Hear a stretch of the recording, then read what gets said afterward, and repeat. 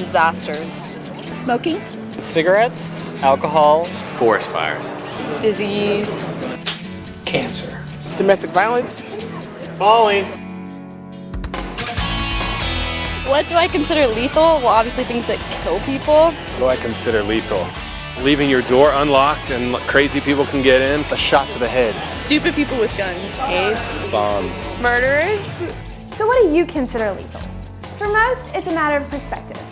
It's either the dangers they sense immediately around them, or it's based on an experience they had. We asked random people what they thought was the #1 killer of teens in America. Here's what they said. #1 killer of teens in America would be... I would probably say drugs. Sex, drugs, and rock and roll. Drugs. I don't know, drugs. Probably something drug related. probably have something to do with guns. I would say acting stupid. Monster trucks. Drunk driving, I guess. Probably drunk driving. Drunk driving. Drunk driving. I would have to say cigarettes. Gang violence. Violence. I would have to say negative thinking. Animals. Smoking crack and getting pregnant. So some of you are watching this thinking, great, the same old crap we always hear about. Drunk driving, drugs, and the evils of pirating music. But the #1 killer of teens in America is something we've all participated in. Distracted and reckless driving. Seriously, we've all sent a text message while driving, updated our Facebook, made a playlist, dug through a bag, turned to talk to friends, all while supposedly paying attention to the road. So for the next few minutes, we want to show you the lives that have been shattered by distracted and reckless driving, and the simple things that you can do to avoid becoming a statistic. A teenager is dead after an overnight accident, and police say speed was a factor. The cops estimated he was going about 100 miles an hour. She went head on into another car, and that gentleman was killed also. Basically, they were just being kids, driving a little bit fast is all. Good intentions. A special vigil tonight to remember a standout athlete. My daughter has lost one of her very dearest friends, her big brother. There was an invitation on the roof as to where he had said. I visualized that for years afterwards. He clipped the sidewalk or the curb, went upside down. Experts say car accidents are the #1 killer of teens nationwide. I don't have my brother anymore. He's not here. He's not around. And I heard him say time of death.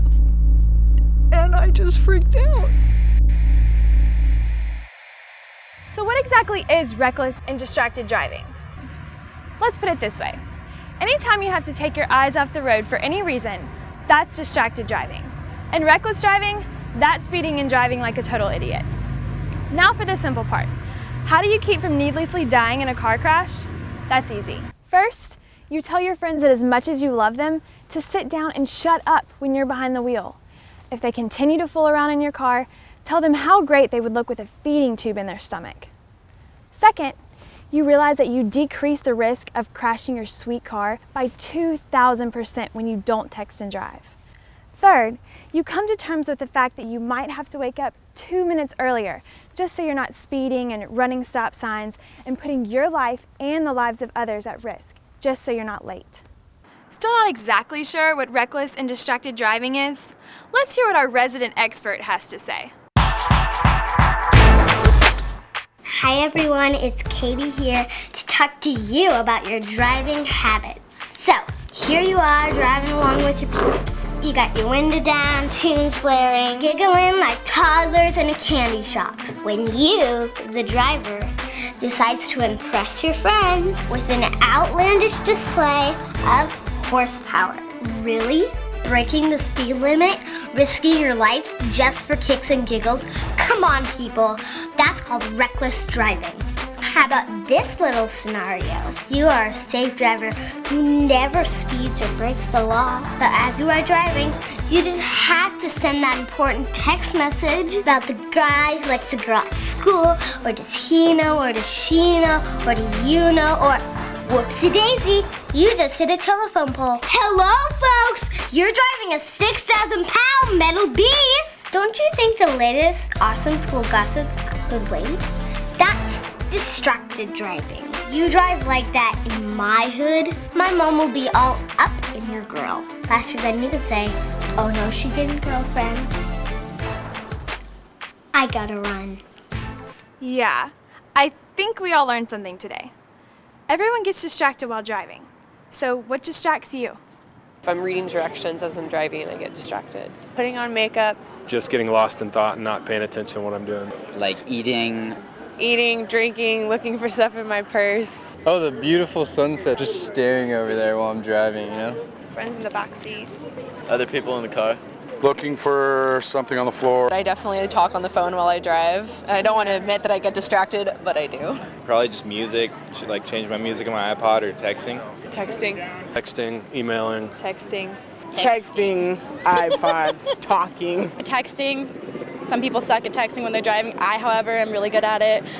What you often hear from victims is that they never thought it would happen to them, that their son, daughter, friend, or classmate would be involved in a fatal car crash. And absolutely no one could imagine causing such a tragic event. Let me tell you about Donovan. he was my teammate. He was my son. He was a classmate. He was my best friend. He was my boyfriend. My son was my baby boy.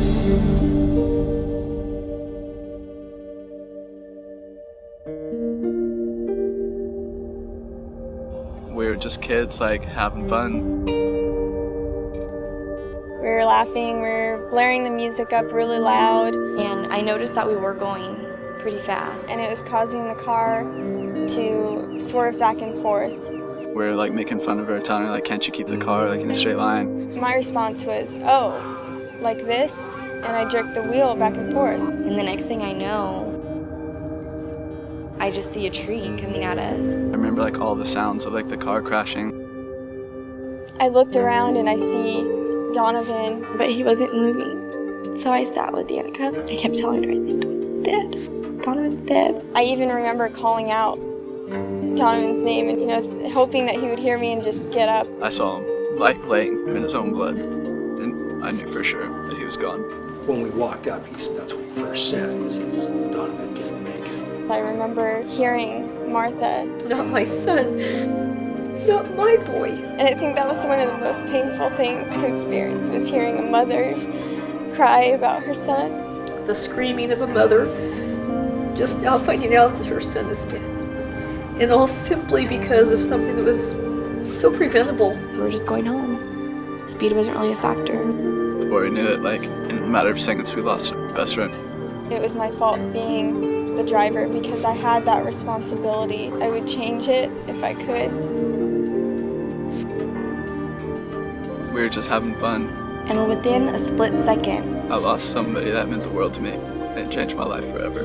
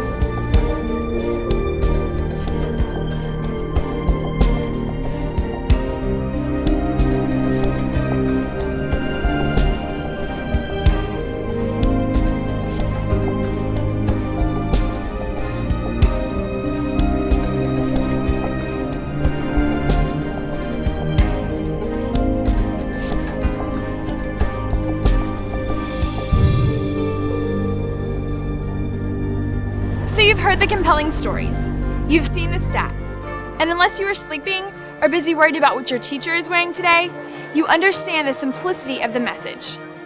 What is lethal to teens are bad driving habits, something that can be changed, something that can start saving lives today. So now it's your turn. Fill out the I Commit card, visit the website whatdoyouconsiderlethal.com, and help us promote this important cause by participating in the Create Real Impact contest.